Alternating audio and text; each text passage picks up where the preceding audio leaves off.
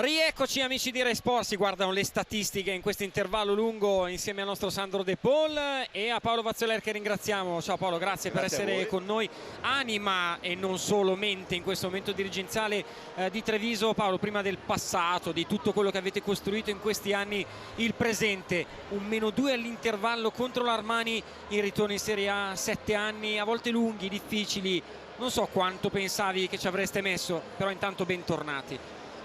Grazie, bellissimo, credo che stasera palazzo pieno, bella partita, i miei ragazzi che giocano alla pari con Milano credo fosse sperabile prima. Noi internamente ci credevamo anche, bravi ragazzi a trasferire in campo tutta l'energia dell'attesa.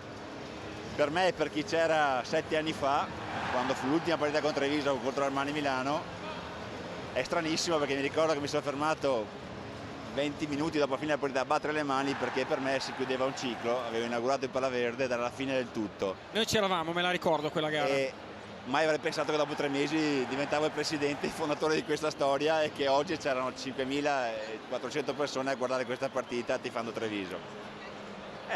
Diciamo che fa piacere. Fa piacere, in quello che è un po' considerato da tutti, no? Il Boston Garden italiano, il parquet incrociato, i colori, gli stendardi là sopra che ricordano una storia che è vero che è passato, ma che in qualche modo è ancora nella testa di tutta questa gente. È un passato che c'è, anche se poi voi siete storia nuova. La città è questa. Io ho giocato prima che ci fosse Benetton, ho giocato con la Benetton e ora sono il presidente di quella che è la squadra dopo.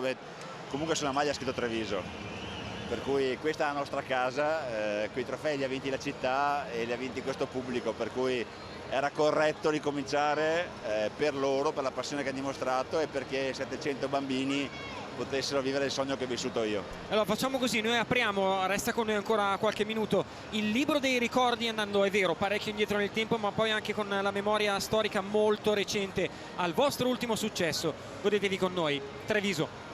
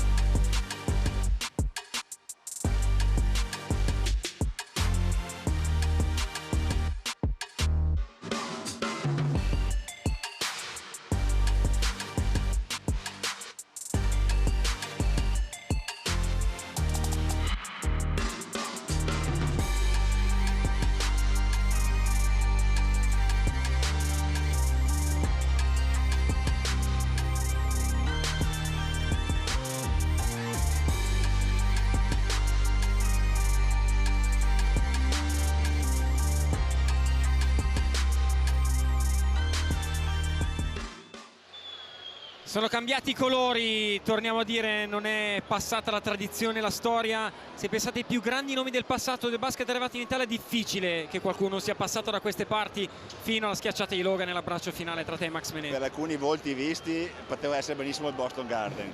Impressionante. Anche per i giocatori che hanno giocato qui in questa maglia a Treviso. Ora noi cerchiamo di ripercorrere quella strada, prima di arrivare a vincere ha fatto anche quella a Treviso un po' di fatica, speriamo di farne meno e tornare a vivere quelle situazioni, quelle emozioni. Quest'estate è stata bellissima la promozione in A1, la città era coinvolta all'inverosimile, speriamo non sia l'ultima gioia vissuta.